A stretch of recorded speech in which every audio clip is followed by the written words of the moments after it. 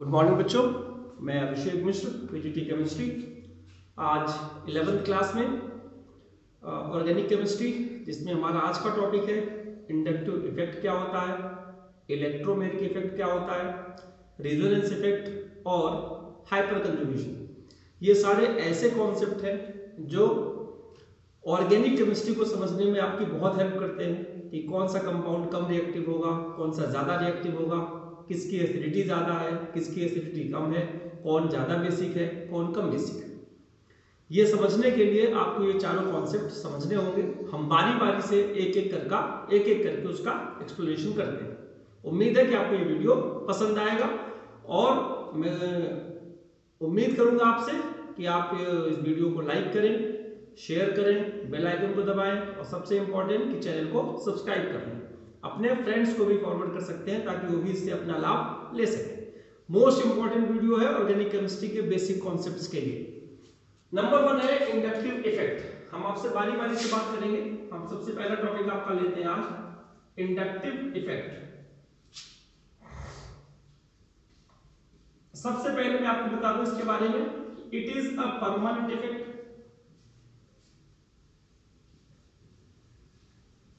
और only in single covalent bond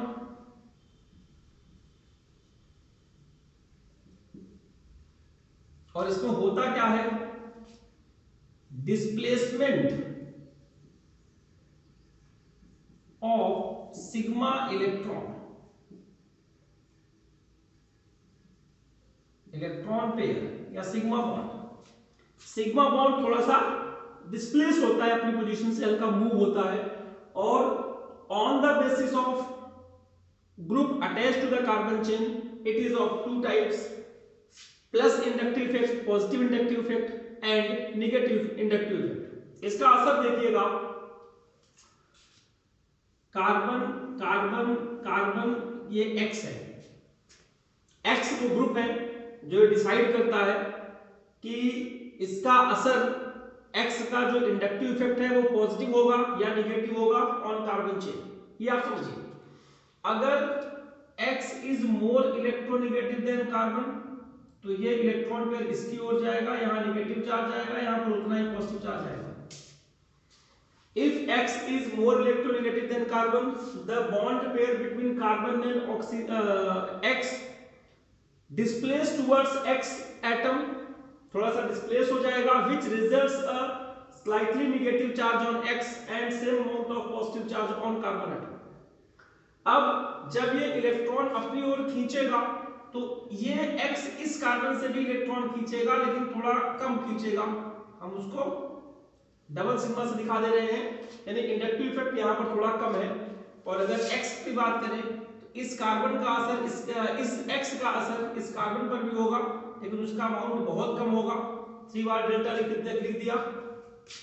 और fourth carbon atom की अगर हम बात करें तो inductive effect does not work on fourth carbon atom.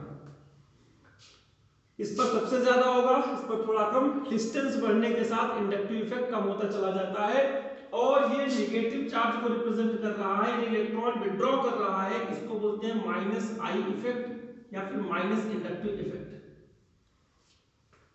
अगर कार्बन चेन से कोई इलेक्ट्रोनेगेटिव एटम या ग्रुप जुड़ा हुआ हो वो माइनस आई इफेक्ट शो करेगा।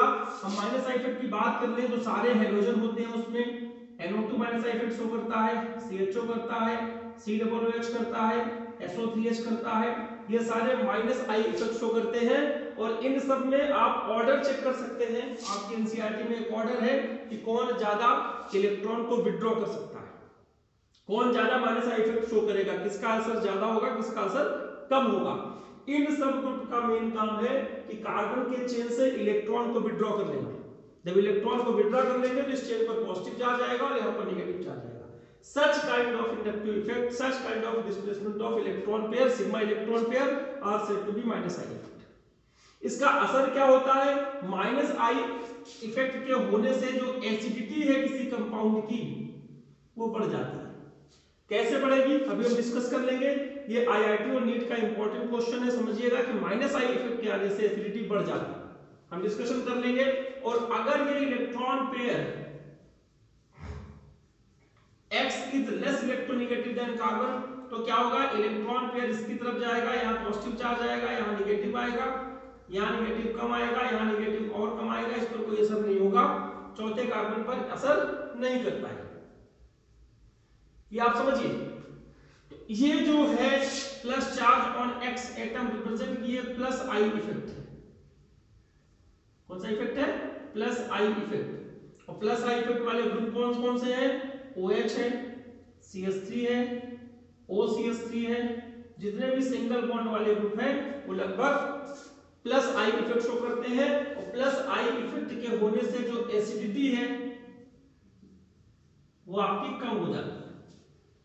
कैसे हो जाती है? 12th क्लास का मोस्ट इंपॉर्टेंट टॉपिक, मैं अभी एक्सप्लेन करके इसे क्लियर करना चाहूंगा कि ऐसा क्या होता है प्लस आई इफेक्ट और माइनस आई इफेक्ट में। देखिएगा, अगर हम सिंपली बात करें, ये फिनॉल है, अगर फिनॉल में नाइट्रो ग्रुप आ जाता है वो भी पैरा पोजीशन पर या ऑर्थो पोजीशन पर, उसकी एसिडिटी ज्यादा हो जाती है, acidity. Acidity of phenol is less than that of nitrophenol, क्योंकि नाइट्रोफिनॉल में इलेक्ट्रॉन विड्रॉइंग ग्रुप है, ये माइनस आई इफेक्ट शो कर रहा है, जिसके कारण ये H+ जल्दी निकलेगा, क्योंकि H+ निकलेगा तो नेगेटिव चार्ज आएगा और रिंग की स्टेबिलिटी बढ़ जाएगी उससे।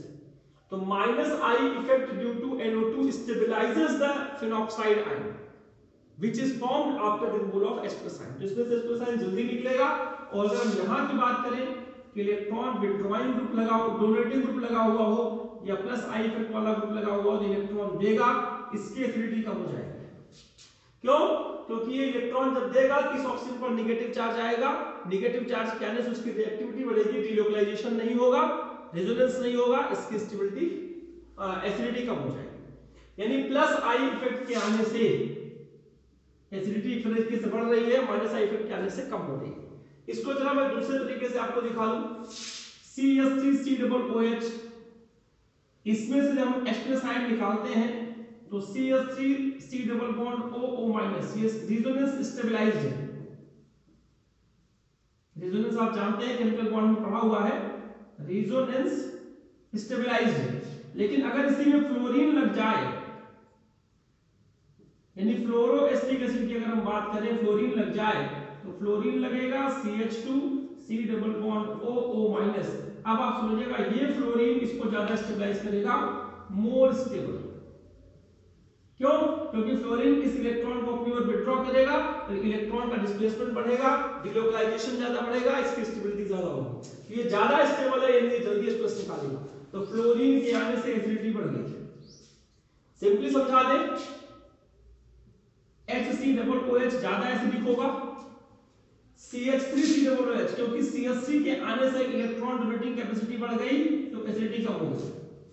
इसी तरीके से propanoic acid CH3 CH2 COOH और कम एसिडिक होगा। कार्बन की चेन बढ़ने से एसिडिटी कम हो जाती है, क्योंकि इलेक्ट्रॉन डोनेटिंग ग्रुप बढ़ता है, प्लस आई इफेक्ट बढ़ता है, तो प्लस आई इफेक्ट के बढ़ने से एसिडिटी कम हो जाती है। और माइनस आई इफेक्ट के बढ़ने से एसिडिटी बढ़ जाती है।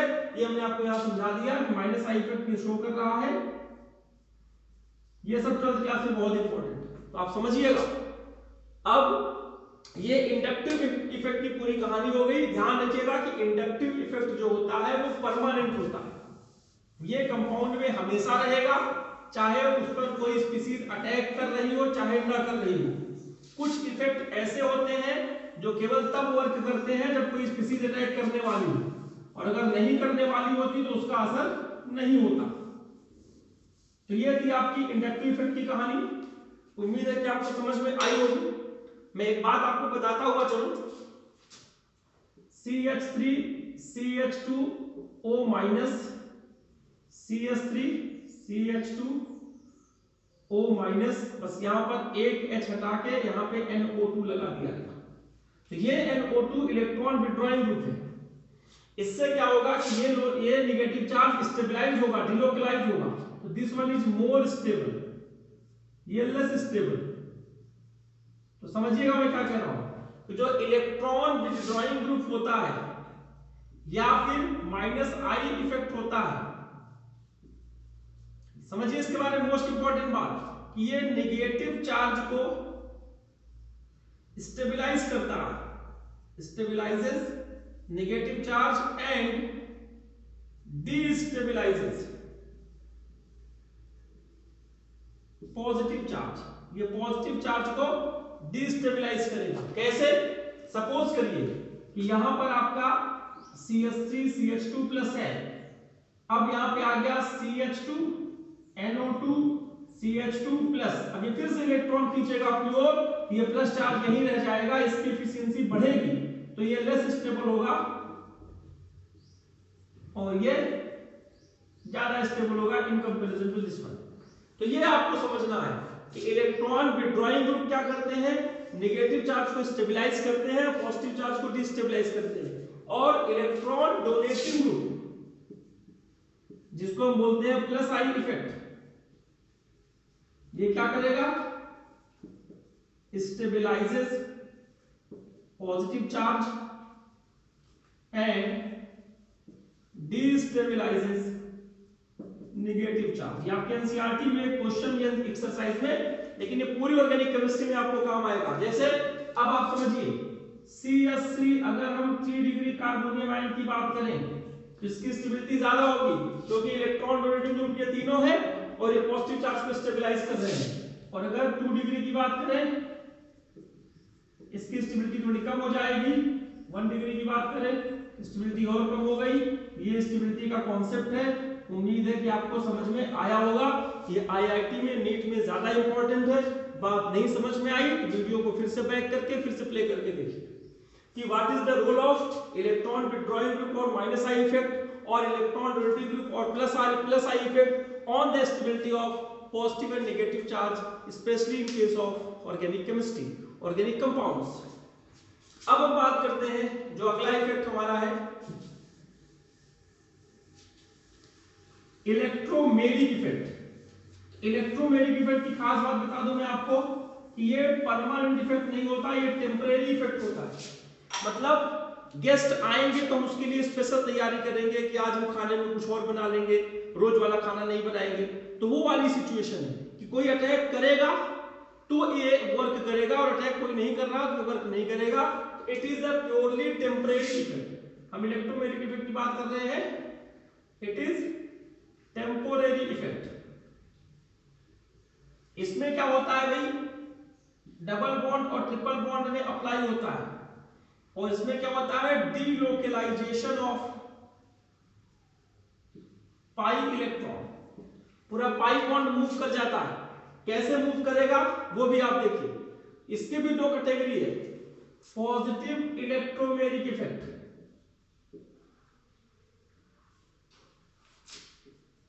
इसमें क्या होता है, अगर डबल बॉन्ड की कोई स्पीसीज है तो इस पर कोई प्लस वाली स्पीसीज अटैक कर रही हो, अपने आप समझिएगा, हमने मान लिया ये इलेक्ट्रॉन यहां गिरा, इस पर एक नेगेटिव चार्ज आएगा, इस पर एक पॉजिटिव चार्ज आएगा। ये पॉजिटिव वाला कहां जाएगा, नेगेटिव वाले पे। तो जो स्पीसीज बनेगी वो क्या बनेगी आप देख लीजिए।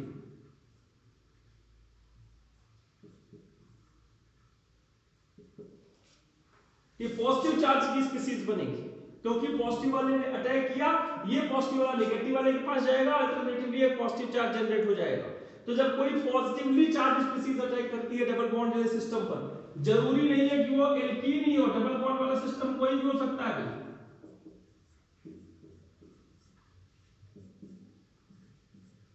O माइनस, सॉरी O पे माइनस जाएगा तो O के पास E आ जाएगा और यहां पे आ जाएगा आपका plus charge. This is called plus electromeric effect. बस आपको इतना ध्यान रखना है, ये वर्क तब करेगा जब स्पीसीज अटैक करेगी इस पर, तब इसमें हलचल होगी। और अगर ये अटैक नहीं कर रहा तो as it is double bond बना रहेगा, कोई फर्क नहीं पड़ने वाला। होता है ना, मेहमान आते हैं घर में, कोई गेस्ट आ गया तो कुछ अच्छे अच्छे पकवान बन गए घर में। जितना इंपॉर्टेंट गेस्ट उतने अच्छे पकवान, ये आपने सब घरों में देखा होगा। और अगर हम निगेटिव इलेक्ट्रोमेरिक इफेक्ट की बात करें, नेगेटिव इलेक्ट्रोमेरिक इफेक्ट, इसकी अगर हम बात करें तो क्या करते हैं, ये डबल बॉन्ड, हमने एक नेगेटिव वाले का अटैक कराया, कंडीशन फिर से वही, यहाँ पे नेगेटिव यहाँ पे पॉजिटिव, लेकिन ये नेगेटिव वाला अटैक किस पे करेगा, पॉजिटिव वाले पे। तो स्ट्रक्चर क्या बन गया वो जरा देख लीजिए, न्यूक्लियोफाइल यहाँ आ गया, ये नेगेटिव चार्ज यहाँ हो गया। ऐसे अटैक को बोला गया नेगेटिव इलेक्ट्रोमैग्नेटिक इफेक्ट। यहाँ पर नेगेटिव वाला स्पीसीज अटैक करती है डबल बॉन्ड वाले सिस्टम पर। फिर से मैं आपको कहानी समझा दूं, केवल इसी पर अटैक होगा ऐसा नहीं है, एल्कीन पर ही होगा ऐसा कुछ नहीं है। O नेगेटिव और यहाँ पे this is called minus E effect. अब एनसीईआरटी में कितनी टिपिकल डेफिनेशन है वो समझिए। That type of displacement of positive electron pi electron if the attacking species attack on that carbon atom on which delocalization takes place, then it is said to be positive electromagnetic event। यानी ये pi electron जिस carbon पर जा रहा है, अगर उसी carbon पर अटैकिंग स्पीसीज आए तो उसे बोलेंगे प्लस इलेक्ट्रोमैग्नेटिक इफेक्ट, और अगर उसके पड़ोस वाले पे जाए जिस पर डिलोकलाइजेशन हो रहा है उस पर ना जाके पड़ोस वाले पे जाए तो उसे बोलेंगे माइनस ई इफेक्ट। और एक मैं काम की बात बता दूं कि इलेक्ट्रोमैग्नेटिक इफेक्ट जो होता है वो डोमिनेट करता है इंडक्टिव इफेक्ट पर, अगर दोनों अपोजिट डायरेक्शन में है तो। If electromagnetic effect and inductive effects are in opposite direction then electromagnetic effect dominates over inductive effect. ये बात समझिएगा आप। सबसे इंपॉर्टेंट, दोनों में डिफरेंस पूछा जा सकता है, एक टेम्परेरी है एक परमानेंट है, एक सिग्मा बॉन्ड में होता है एक पाई बॉन्ड में होता है। इलेक्ट्रोमैग्नेटिक ज्यादा असरदार है और इंडक्टिव वाला उतना असरदार नहीं होता। अगर दोनों में झगड़ा हो जाए इंडक्टिव इफेक्ट नहीं जीतेगा। और एक दो एग्जांपल देकर आप उसके डिफरेंस को क्लियर कर सकते हैं। रेजोनेंस आपके लिए पुरानी कहानी हो चुकी, केमिकल बॉन्डिंग में रेजोनेंस आपने अच्छे से देखा हुआ है। अब मैं आपको दो चीजें दिखा देता हूं कि resonance effect is of two types. Definition आप एनसीईआरटी से देखिएगा, plus R effect, plus resonance effect या प्लस मेसोमेरिक इफेक्ट। तो ये उसमें होगा, किस किस ग्रुप में हो सकता है, OH माइनस, हेलोजन, यहां लोन पेयर होगा सब में,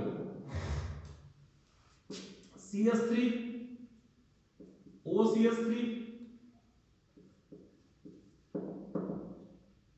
NH2, ETC, इन सब ग्रुप में ये लग सकता है। हम एक एग्जांपल लेंगे तो अब बाकियों का आप अपने आप रख के बनाएंगे, कैसे होगा डिलोकलाइजेशन, कैसे होगा रेजोनेंस, वो समझिए। यहां पर ये बताने की बिल्कुल जरूरत नहीं है कि रेजोनेंस हाइब्रिड होता है, उसकी एनर्जी सबसे कम होती है, वो सबसे स्टेबल है। ये सारी कहानी आपने केमिकल बॉन्ड में पहले पढ़ी हुई है, एक बार उसे रिकॉल कर लीजिएगा। तो हमने एक एग्जांपल ले लिया फिनॉल का, आप क्लोरोबेंजीन का भी ले सकते हैं, मर्जी आपकी। आपको पता है कि इस लोन पेयर का मतलब एक सिंगल बॉन्ड होता है, ये लोन पेयर पूरा है, अगर ये इस बॉन्ड पर गिर जाएगा तो दो डबल बॉन्ड साथ नहीं रह पाएंगे, ये आ जाएगा इसके पड़ोस में। तो अब जो स्ट्रक्चर बना उस पर ध्यान दीजिए, यहाँ नेगेटिव चार्ज आ गया क्योंकि ये डबल बॉन्ड मूव कर गया, और यहाँ डबल बॉन्ड आ गया क्योंकि ये लोन पेयर यहाँ पे डिलोकलाइज हुआ, इस पर एक positive charge, lone pair as it is as it is as it is. Simple सा है, आपको समझना है। एक बार अगर आप अच्छे से समझ लेंगे तो बिल्कुल दिक्कत नहीं होगी। ये इधर गया फिर ये उठ के कोने पे चला गया, क्यों चला गया, क्योंकि दो डबल बॉन्ड एक साथ नहीं रह सकते। ये एज इट इज जो जैसे था वैसे मैंने बना दिया। पहले हम डिफरेंस बनाते हैं, फिर जो बाकी चीजें जैसे रहती है वैसे उतार देते हैं। फिर ये इस पे गिरेगा, फिर यहाँ पे जाएगा, फिर तीसरा स्ट्रक्चर नेक्स्ट देखेंगे, ये इसका डिफरेंस, ये इसका डिफरेंस, बाकी जो जैसे था वैसे हमने बना दिया। उम्मीद है कि आपको समझ में आ रहा होगा। और नेक्स्ट फिर से ये ऐसे जाएगा, फिर जहां से आया था इलेक्ट्रॉन वहीं चला जाएगा। ये आपका इलेक्ट्रॉन का डिस्प्लेसमेंट कंप्लीट हो गया। यानी ये आपके तीन स्ट्रक्चर जिसपे नेगेटिव चार्ज ऑर्थो, पैरा और ऑर्थो पे गया है, इसे बोला गया रेजोनेटिंग स्ट्रक्चर या कैनोनिकल फॉर्म्स। और इन सब का जो कॉम्बिनेशन होता है उसको ऐसे शो किया जाता है, ये आप समझ लीजिए dot dot dot dot dot dot करके OH लगा दिया, हाइड्रोजन लगा दिया, NH2 लगा दिया, जो भी आपकी मर्जी। This is resonance hybrid. इसकी स्टेबिलिटी सबसे ज्यादा होती है, एनर्जी सबसे कम होती है। उम्मीद है ये बात आपको समझ में आएगी। और this is the only reason कि all these groups are ortho and para directing. Ortho and para directing. याद रखिएगा ये बात, मुझे फिर से बताने की जरूरत ना पड़े। हमने कहा था वहां पे कि ऑर्थो पैरा डायरेक्टिंग क्यों है, हम समझाएंगे। तो because of plus R effect, phenol, chlorobenzene, toluene, anisole and aniline are ortho and para directing due to plus R effect. Because negative charge goes on to ortho and para group, that is why electrophile attacks only on ortho and para position, meta position पर यहाँ attack नहीं होता। तो मैंने phenol का बनाया, आप एक हाइड्रोजन का बनाएंगे, टोलुइन का बनाएंगे, एनिसॉल का बनाएंगे, एनिलीन का बनाएंगे। 4 आपका होमवर्क, जरूर प्रैक्टिस करिएगा। Practice makes man perfect. अगर आप प्रैक्टिस नहीं करेंगे तो थोड़ी परेशानी तो जरूर होगी। प्रैक्टिस करिए, फिर नहीं समझ में आए हम आपके साथ, हम फिर कोशिश करेंगे आपके साथ। अब अगला था जो हमारा माइनस एम या फिर माइनस आर इफेक्ट। ये किसके लिए होता है भाई? ये जो बचे हुए डबल बॉन्ड वाले ग्रुप हैं, CHO लग गया, COOH लग गया, SO3H लग गया, ये सारे ग्रुप जिसमें लग जाते हैं, इसमें डबल बॉन्ड ट्रिपल बॉन्ड आ जाए, उसके लिए होता है plus R minus R effect. इसमें कैसे डिलोकलाइजेशन होगा, इस चीज को समझ लीजिए। मैं एक दिखाता हूं आपको। ये सारे मेटा डायरेक्टिंग होंगे, ये समझिएगा। ये सारे कैसे होंगे? Meta directing. कैसे होंगे? रेजोनेंस में देख लीजिए, due to minus R effect. उम्मीद करूंगा कि आप समझेंगे इस चीज को।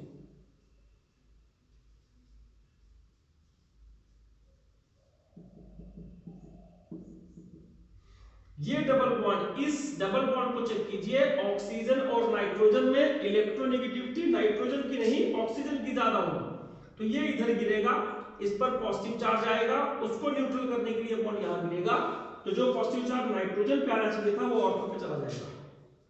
ये आपको समझना है, वो पॉजिटिव चार्ज कहां चला गया? ऑर्थो पे। अब यही आप एक स्टेप समझ लीजिए, यहां एरो दिखाइए, चाहे जैसे करिए, वो आपकी मर्जी है। देखिए इस चीज को, और जो बाकी जो बचा है एज इट इज ये लीजिए। अब क्या होगा, इसको न्यूट्रल करने के लिए ये बॉन्ड यहां पर गिरेगा, तो जो पॉजिटिव चार्ज ऑर्थो पे है वो घूम के कहां चला जाएगा? पैरा पे।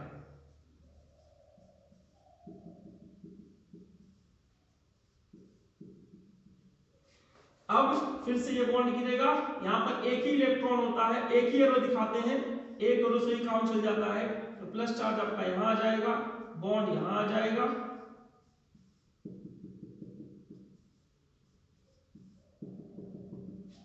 और लास्ट में फिर ये बॉन्ड वापस यहां गिरा, फिर ये वापस अपनी जगह पे आ गया, जो स्ट्रक्चर था एज इट इज हो गया। बॉन्ड की पोजीशन आप देख लीजिए, this is the resonating structure और canonical form of nitrobenzene. Similarly आपको बेंजल्डिहाइड का करना है, बेंजल्डिहाइड करेंगे तो डबल बॉन्ड ओ, हमें डबल बॉन्ड से ही मतलब रखना है, ये बेंजल्डिहाइड का हो गया। बेंजोइक एसिड का करेंगे डबल बॉन्ड ओ, हमें डबल बॉन्ड से ही मतलब है और किसी चीज से मतलब नहीं है। ये तो आप बॉन्ड को तोड़ लीजिए, देख लीजिए कहां पर डिलोकलाइजेशन होना चाहिए। अब ये मेटा डायरेक्टिंग क्यों है? Due to minus R effect, electron density on ortho and para position is very less because of positive charge. Comparatively, electron density on meta position is comparatively high क्योंकि यहाँ positive charge नहीं आया। That is why electrophile यहाँ attack करेगा। पहली condition है कि नहीं करेगा, और अगर जबरदस्ती करवाया जाएगा तो नाइट्रो पे अटैक करेगा। बहुत सारे ऐसे रिएजेंट हैं जो अटैक ही नहीं करते, जैसे नाइट्रोबेंजीन का हम फ्रीडल क्राफ्ट रिएक्शन कराएं तो नहीं होगा। क्यों? क्योंकि ये मना कर देता है भाई हम तो नहीं अटैक करवाएंगे। ऑर्थो और पैरा पोजीशन पर पॉजिटिव चार्ज आता है, क्लोरीन पर पॉजिटिव चार्ज का असर ज्यादा होता है। लेकिन अगर जबरदस्ती इसका फिर से नाइट्रेशन कराएं तो नाइट्रो ग्रुप जो होता है थोड़ा ढीठ टाइप का है, हमें अटैक करना ही करना है। फिर ये कहेगा ठीक है अटैक करना है तो मेटा पे कर लो, हमारे पास ऑर्थो पैरा पे जगह नहीं है। तो ये आपका, जहां तक मैं समझता हूं कि आपको ये बात समझ में जरूर आ गई होगी।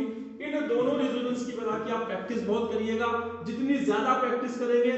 11th क्लास का बच्चा ऑर्गेनिक केमिस्ट्री की अभी ABCD सीख रहा होता है, तो आपको ज्यादा से ज्यादा प्रैक्टिस की जरूरत है। जैसे छोटे बच्चे A for apple, B for ball, C for cat बिना किसी लॉजिक के करते हैं, आपको ये बात आपको थोड़ा समझ के थोड़ा प्रैक्टिस करके सीखनी पड़ेगी। ये हो गया हमारा रिजोनेंस या फिर मेसोमेरिक इफेक्ट। लास्ट रह गया आपका हाइपर कंजुगेशन। इसमें मैंने आपको टॉलुइन का जिक्र किया। टॉलुइन में प्लस आर इफेक्ट नहीं होगा, उसको हम हाइपर कंजुगेशन से ही दिखा सकते हैं। और हाइपर कंजुगेशन क्या होगा मैं आपको बताने जा रहा हूं। उम्मीद करूंगा कि आपको ये कहानी समझ में आएगी। हाइपर कंजुगेशन को नॉर्मली कहा गया no bond resonance. No bond resonance क्योंकि इसमें सिग्मा बॉन्ड का डिलोकलाइजेशन होता है। Delocalisation of sigma bond. Nathan और ब्रेकन नामक साइंटिस्ट ने इन्होंने एक्सप्लेन किया था, इसलिए इसे नैथन एंड ब्रेकन इफेक्ट भी कहते हैं। अब कैसे होता है इसका असर, वो जरा समझ लीजिए। अगर मैं CH3 और CH2 में थोड़ा सा कुछ आपको समझाना चाहूं, इसकी स्टेबिलिटी को एक्सप्लेन करना चाहूं, तो देखिए HCHCCH2 प्लस, प्लीज समझिएगा, most important.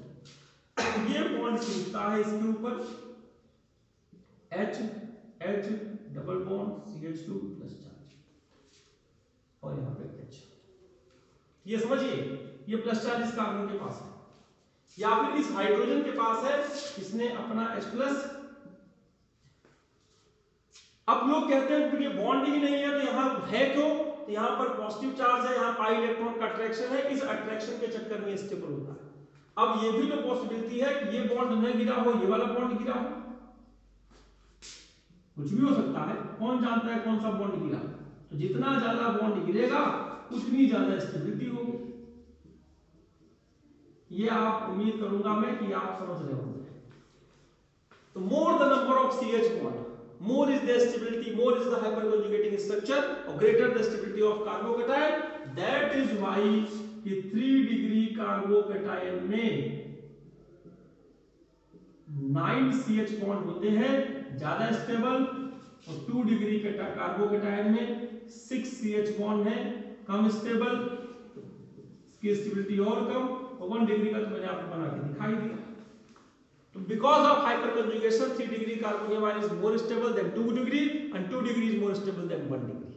Because of greater the number of CH bond, more is the hyperconjugating structure and greater is the stability of the particular species. Positive charge. अब अगर इसी को हम टॉलुइन का रेजोनेंस दिखाना चाहें तो प्लीज समझिएगा, थोड़ा सा आपके सहयोग की जरूरत है, आपके कोऑपरेशन की जरूरत है। फिर से देखिएगा, ये बॉन्ड अगर यहां पे गिरा तो जाहिर सी बात है यहां पे जाएगा। देखिए तो ये यहां पे आ गया डबल बॉन्ड C, H पर प्लस चार्ज, ये H, ये H, यहां पे नेगेटिव चार्ज। अब आपको पता है कि इसके स्ट्रक्चर आप बना लेंगे, फिर ये यहां जाएगा, इस पे जाएगा, फिर इस पे जाएगा, कंटिन्यू करके आप बना लेंगे। और जरूरी है कि वही बॉन्ड ब्रेक हो, ये भी तो ब्रेक हो सकता है,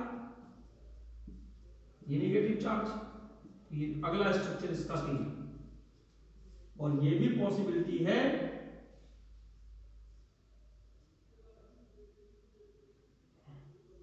ऊपर वाला H ब्रेक हो, ये नेगेटिव चार्ज, इसकी पॉसिबिलिटी थी स्ट्रक्चर।